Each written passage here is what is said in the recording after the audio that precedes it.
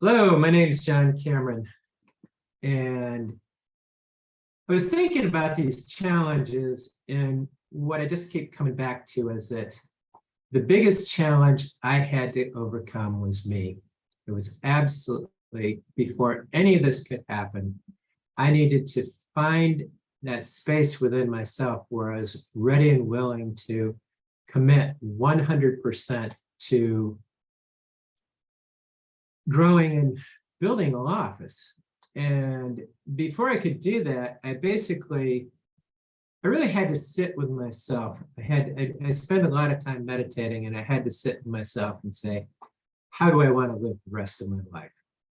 I'm 62 years old, and I have a whole lot of friends who are retiring. They're looking forward to not working any longer.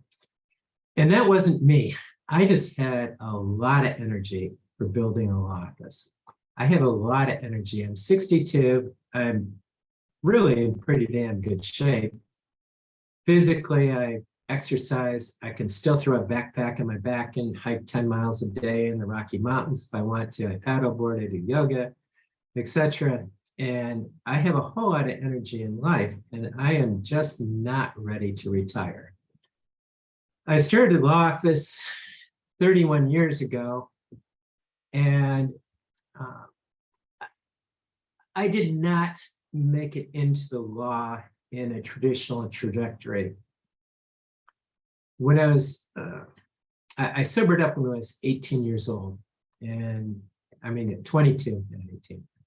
By the time I was 22, I had managed to be, practically speaking, a 8th grade dropout, unemployed, unemployable, convicted felon drug dealer. It was my path in life, and it's a whole lot of bad decisions I had made that culminated in my life falling apart, and I just couldn't go on living like that. And I sobered up and decided I wanted to go to law school, which was one of those things where virtually everybody in the world looked at me and said, you can't do that. They don't let people like you become attorneys. Well, my response was kind of, I'll show you, watch me. There was a few people who really did support me in this journey, but it was indeed a journey. So I got busy. I took a GED. I went to undergraduate. I realized that I still was intelligent and I could get good grades in college. I could do all the things that it took to be successful in life. And I went to law school. I graduated. Somewhere along the way, I got married and ended up having 4 children with my now ex-wife, and got really, really busy building a law office. For the first 13 years, I built a nice office. We were making a lot of money and we were prosperous, and I had at one time 4 or 5 attorneys working for me, but I was working 60, 80 hours a week, and I lost my compass. I lost my spiritual, moral compass in life. I lost that connection to what really fed me in life, what made me who I am as a man in this world. And I got really, really busy working to provide my children with all the material things that I didn't have when I was growing up. I grew up dirt poor. I didn't have the things that I wanted, and I somehow thought that my children's lives would be so much better if I could provide them with all the stuff that I didn't have growing up. Well, in reality, the only thing I did was lose track of what was really important to my children, which was spending time with me. I wasn't there for the Little League games. I wasn't there for all the stuff that they really wanted their father there for. But I was making money, and I was building a law office, and in 2004, that all came crashing down. My life really fell apart. My now ex-wife decided she wanted a divorce, that she wanted to move on with life, that she did not want to be married to me. And the one thing that I never wanted was for my children to grow up in a broken home. I did not want them to grow up with divorced parents. And this just devastated me. And I really lost all interest in building a law office. I downsized and basically went on kind of a 15-year spiritual journey trying to find myself and my place in this world. And I mean, let's face it, practicing law, doing personal injury, it's not all that difficult to make a good living and not really putting that much time and effort into practicing law. So I had kind of coasted along for the last 15 years, doing well, feeling that I was doing a good job for my clients, feeling that my clients all really liked me and I got good results for them. But I wasn't spending any time being the office manager, so to speak, not being the leader. I wasn't being the leader. I wasn't being the CEO of the company. I wasn't the person who was saying, no, we are going to institute all these policies and procedures. We're going to do this in a different way. And a couple of years ago, I started to see that my business model just really was not working anymore, because we had always been busy on word of mouth.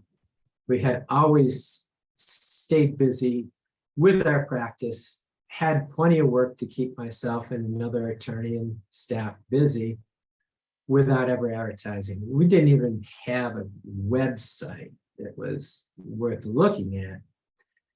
And suddenly I started noticing that we were losing the cases to the bigger law firms that were advertising that we used to get. That basically what would happen is somebody would get in a car accident and they talk to their friends, and their friends would say, oh yeah, go see John Cameron. He's a really good attorney. He's a nice guy. Go see him. And what they would do is they would go and look at my website, and then they would look around, and a lot of other attorneys had much more shiny, glitzy websites, and they would get pulled away to somebody else who was doing a much better job of marketing.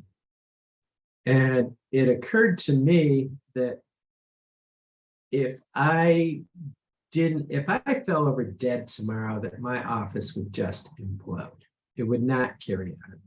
That we didn't have a plan for moving forward. We didn't have a plan for succession, a plan for the office to continue without me being here. So I just really had to dig deep inside myself and say, do I have the energy? Do I have the energy to do this? Do I want to do it? Do I want to put the time and effort into building an office? And things are really different. My children are all emancipated, and I have 2 Great Danes to go home to, and they're happy to see me no matter what time they get home at night. And I just decided, yes, I really do have the energy. I really do have the willingness to put the time and effort into this. And one of the things that I know about myself in life is that if I have a goal, if I have a place to get to, I'm really good at getting there. I can do that. I can go from point A to point B if I know what point B is. And I have a firm commitment to getting to point B. And I hadn't had that. And I found that again. And coincidentally, one of the first things I did was the best move I made was to sign up for the Chris coaching, because I needed someone to direct me. I needed someone to show me how to do this. Now, Chris coaching does not have fairy dust and a magic wand. They are not going to pour fairy dust in my head, bat me in the forehead with a magic wand, and my law office is not going to instantaneously magically double in size, and all my processes and procedures are not going to fall in place. I still have to do the work. I had to hire the people. I had to do what I needed to do. And it was just, for me, it was starting by totally revamping everything. We have a new mantra at our office now, which is just because it's the way we did things is not good enough. We have totally revamped all of our policies and procedures. Instead of our training program being, yeah, we just hired you to be a case manager, so here, work with these other women that have been doing it for a while, and they'll teach you eventually. All of you who do this know that that's an absolutely horrible training process. It doesn't get much worse than that. So we have job descriptions, we have onboarding processes that we're working out, and we're totally redoing our case management software, which was not working. So we're doing all of the things that CRISP coaching has suggested to us and more. And it's really great to have everybody actually have job descriptions where they know what they're supposed to be doing, that they've got a path to go forward. They know how they can get from where they're at to being promoted.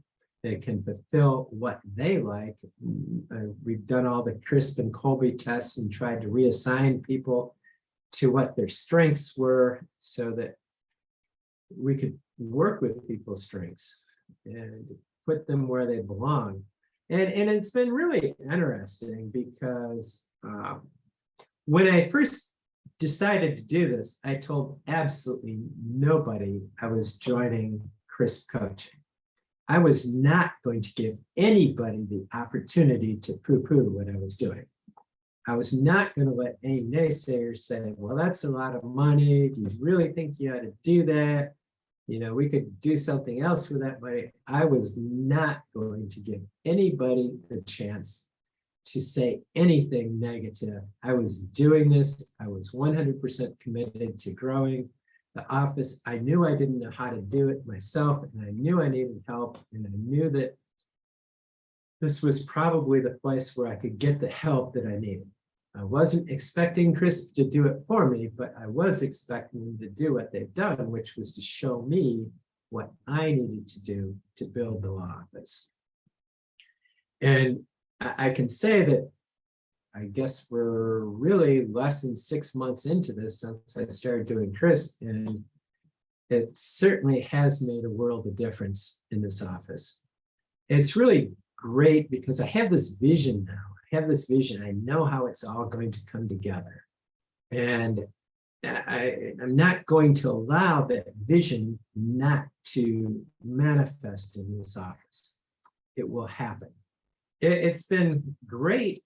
One of the really side benefits, one of the unexpected benefits that I've had from this was just the absolute buy-in that I've got from the staff. My staff, one of two things have happened. Either I've gotten buy-in and commitment to doing this, or the staff's left. We've had a lot of turnover of people, and that's been awesome. It's been great because every time somebody leaves, that opens space for us to bring somebody better in. It's an opportunity. We have not had a single person leave that I am not happier with the replacement that I have currently than the person who is here. So yes, I have to train them. Well, guess what? We actually are getting procedures and training process, onboarding process. It's becoming a whole lot easier.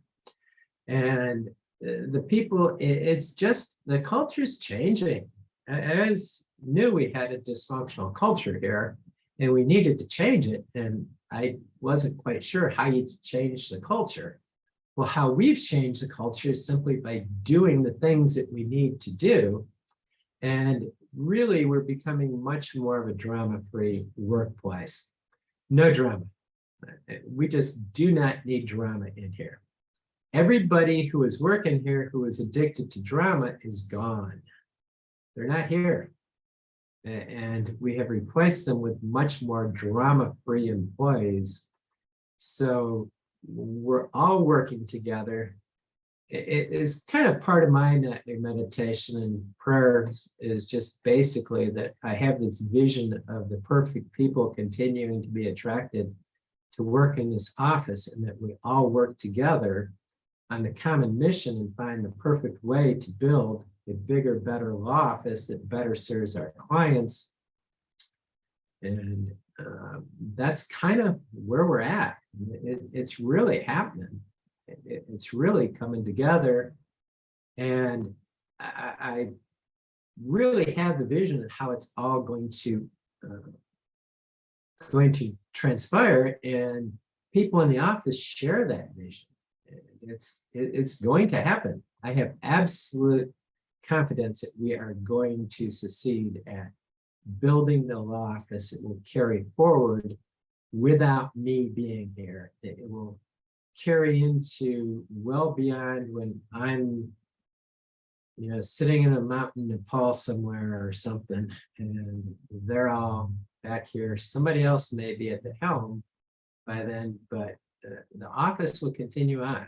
It will move forward. Don't know what that part of it's going to look like. I have no idea what that part of the journey will look like, but I know that we are going to get from where we are to where I want this office to be. Thank you.